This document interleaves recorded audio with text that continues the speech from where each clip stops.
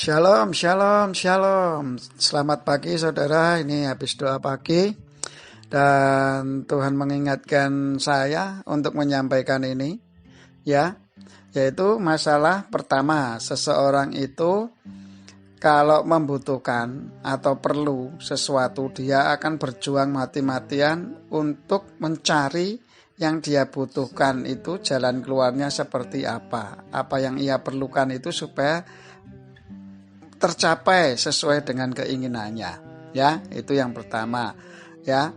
Contohnya gini, seumpama nih seseorang anak dilahirkan oleh orang tua dan dia tahu-tahu tidak mengakui orang tuanya sebagai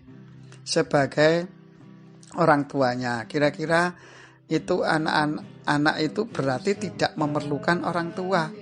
Jadi dia menjadi apa kalau orang dunia katakan? Anak durhaka ya, wong tuane dhewe ra diakoni gitu ya.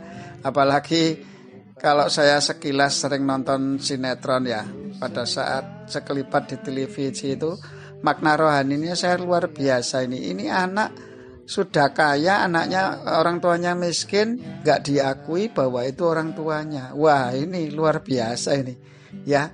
Padahal ini contoh sederhana dari Tuhan Yesus. Dia rela miskin untuk kita supaya kita jadi kaya gitu loh.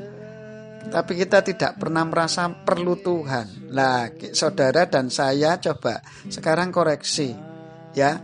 Sampean dan saya ini orang-orang yang durhaka di hadapan Tuhan, tidak terlalu membutuhkan Tuhan, tidak pernah mengakui Tuhan sebagai Tuhan atas kehidupan kita ya.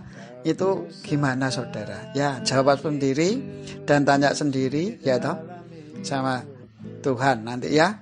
Yang kedua sekarang, Tuhan katakan manusia itu akan melakukan terhadap seseorang bila ia merasa berhutang budi terhadap seseorang itu ya toh.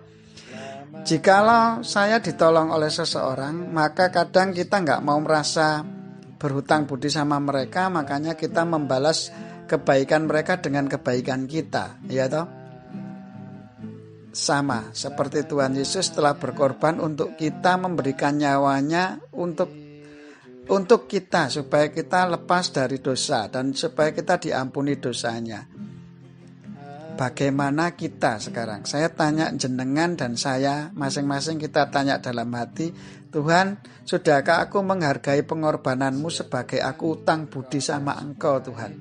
Apa yang harus aku lakukan untuk membalas budimu? Saudara yang dikasihi Tuhan, jikalau seharusnya kita yang mati tetapi Tuhan rela mati untuk kita harus apa yang kita lakukan terhadap orang yang rela mati untuk kita supaya kita tetap hidup? Nah, inilah namanya kasih Tuhan itu tak berkesudahan. Dia telah memberikan nyawanya untuk kita. Kasih Tuhan itu adalah kasih yang sempurna, lebih dulu mengasihi kita. 2 poin ini Tuhan ingatkan pada pagi hari ini. Ayo kembali kepada Tuhan. Ayo mengakui bahwa Tuhan itu adalah Tuhan kita, Allah kita. Ya, pada saat kita mengakui itu kedagingan kita telah disalibkan dan mati. Ya, Tuhan katakan seperti itu ayat firman Tuhan. Ayo belajar lagi dan belajar lagi. Firman Tuhan itu indah saudara. Makanya Tuhan ngasih pengertian yang simple-simple dalam pengajaran ini supaya kalian saya ini sudah kebiasaan ngomong seperti itu.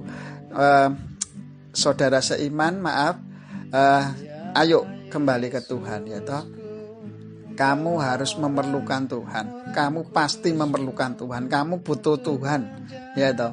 Jangan jadi anak durhaka ya, tidak mengakui Tuhan dan tidak mau melakukan. Jikalau engkau tidak melakukan firman-Nya, itu berarti kamu tidak menghargai aturan-aturan Allah yang telah memiliki kamu menjadi anak-anak-Nya. Ya, bagi orang-orang yang belum percaya Tuhan Yesus, ya berarti kita tidak mau percaya Allah, tidak mau percaya Tuhan, itu berarti intinya kita anak-anak durhaka. Padahal kita dicipta oleh Tuhan ya, sejak Nabi Adam dan Siti Hawa atau Adam dan Hawa itu diciptakan di dunia, dihembusi nafas hidup oleh Allah. ditembusi napas hidup oleh Tuhan, dia baru bisa hidup. Dan dia tujuan Allah adalah untuk kemuliaan nama Allah, yaitu hanya memuji dan menyembah nama Allah, ya. Itu yang kedua, janganlah kita tidak merasa hutang budi sama Allah, ya. Pertolongannya, keselamatannya, kedamaiannya, kebahagiaanmu, kenyamananmu, pertolongan dalam setiap menghadapi masalah, dan kau diberikan jalan keluar. Manusia itu jatuh dalam berbagai macam-macam percobaan itu karena kedagingan dan hawa nafsunya, bukan karena ajaran Allah itu. Tapi dia jatuh dalam berbagai percobaan. Semua intinya sederhana, saudara, dalam hidup ini. Jikalau engkau lepas dari Allah, maka engkau akan jatuh dalam berbagai macam percobaan. Tetapi jikalau engkau di dalam Allah, hidupmu pasti engkau akan mengalami kenyamanan, kedamaian, kebahagiaan, ketenangan, dan semua hal-hal yang baik yang dari Allah. Itu tidak ada orang yang menentang itu, gitu loh.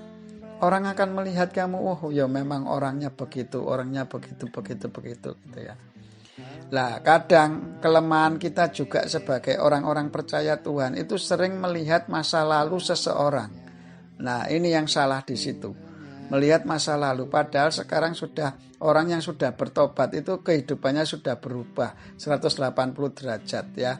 Karena dulu mencuri, sekarang sudah bertobat dan mengakui Allah dan ingin menjalankan firman-firman Allah, dia sudah tidak mencuri lagi, ya, tapi mencuri orang-orang dari kegelapan menuju kebenaran Allah. Lah, itu baik, itu enggak apa-apa, itu mencuri orang-orang yang mau masuk kerajaan setan dicuri, ya, supaya enggak masuk kerajaan setan. Ayo kenal ke Allah, ya, gitu. Menjadi saksi-saksi Allah. Saudara yang dikasihi Tuhan, ayo pagi hari ini Tuhan ingatkan kita supaya kita mencari Tuhan. Carilah dahulu kerajaan Allah dan kebenarannya, maka semuanya akan ditambahkan kepadamu. Carilah kerajaan Allah. Kerajaan Allah itu apa sih, saudara? Kerajaan Allah itu bukan soal makanan, minum, pakaian, tapi berbicara masalah damai sejahtera yang dari Allah. Kedamaian, ya, kerajaan Allah itu cari ketenangan batin, saudara. Itu hanya ada di dalam Tuhan, tidak ada di dalam lain-lainnya, ya. Semua itu kalau dunia katakan minta imbal balas, kasihnya enggak tulus. Tapi nek Allah tulus, mengampuni, ya sudah diampuni, kamu masuk kerajaan surga. Udah begitu, saudara. Ayo perlu cari Tuhan, perlu ya mengakui bahwa engkau ini ciptaan Tuhan. Lek engkau enggak mengakui bahwa engkau ciptaan Tuhan, engkau anak-anak durhaka, saudara. Nah, ini kita harus koreksi diri kita masing-masing. Ayo belajar sadar, saudara, belajar sadar bahwa kita ini memang ciptaan Allah, milik Allah. Jadi kita harus menjalankan apa yang diperintahkan Allah. Terus yang kedua, kita ini sudah utang budi, ya. Tuhan Yesus sudah rela mati di kayu salib untuk menebus dosa kita. Itu kita berutang budi banyak sama Dia. Dia rela mati untuk kita, supaya kita hidup dan berkemenangan di dalam Dia. Oke, selamat pagi, Tuhan Yesus memberkati. Bapa, di dalam nama Yesus kami mengucap syukur dan terima kasih atas pertolongan Roh Kudus-Mu. Kiranya firman-Mu yang sederhana ini bisa membukakan mata hati kami, bahwa kami sadar bahwa kami bukan orang-orang durhaka. Kami bukan orang-orang yang lari daripada-Mu, tetapi kami menyadari kami adalah ciptaan-Mu, maka kami memerlukan Engkau, karena setiap ciptaan itu pasti membutuhkan orang yang menciptakannya. Maka daripada itu, karena kami ciptaan-Mu, ya Tuhan, maka kami membutuhkan Engkau dan kami perlu Engkau, dan kami harus dengan semangat dan giat untuk mencari kerajaan-Mu ini supaya kami dapat menerima kebenaran-Mu dan kami melakukan kebenaran-Mu dan menjadi rema-rema dan jadi berkat bagi orang banyak. Yang kedua, Engkau telah berkorban bagi kami hutang budinya gak ketulungan, ya, karena Engkau rela mati untuk kami. Terima kasih ya Bapa, kiranya Engkau membuka mata rohani kami lebih dalam lagi, dan orang-orang yang mendengar ini dapat bertobat, dapat menerima Engkau, dan keselamatan itu akan diterima, dan pemulihan dalam kehidupannya akan semakin nyata, dan penyertaan-Mu dan pemeliharaanmu akan mengalir atas setiap kehidupan mereka, baik yang sudah percaya ataupun yang belum percaya. Biarlah Tuhan sendiri yang bekerja pada saat pagi hari ini di dalam nama Yesus. Roh pertobatan terjadi, roh pengampunan terjadi, roh keselamatan mengalir, dan roh pemulihan, roh penyertaan dan pemeliharaan Allah mengalir saat ini bagi jemaat-Mu, bagi sesama kami manusia yang baik mengenal Engkau maupun sudah mengenal Engkau, di dalam nama Yesus. Bapa, terima kasih, biarlah sukacita, rasa bersyukur dan tekun berdoa itu terus melimpah atas kami, dan kami yakin biarlah kami menjadi pelaku-pelaku firman-Mu, mempersembahkan tubuh sebagai persembahan hidup kudus dan berkenan kepadamu, dan hanya Engkaulah Allah yang layak dimuliakan, ditinggikan, diagungkan, dimasyurkan, karena Engkau Allah yang luar biasa, Allah yang maha besar, Allah yang maha kudus, Allah yang maha mulia, dan Engkaulah segala-galanya bagi kami ciptaan-Mu. Terima kasih Bapa, terima kasih Yesus, terima kasih Roh Kudus. Di dalam nama Yesus segala berkat Allah sudah melimpah, kasih Allah sudah melimpah atas kami semua umat-Mu yang mendengarkan kuasa firman-Mu. Haleluya, amin.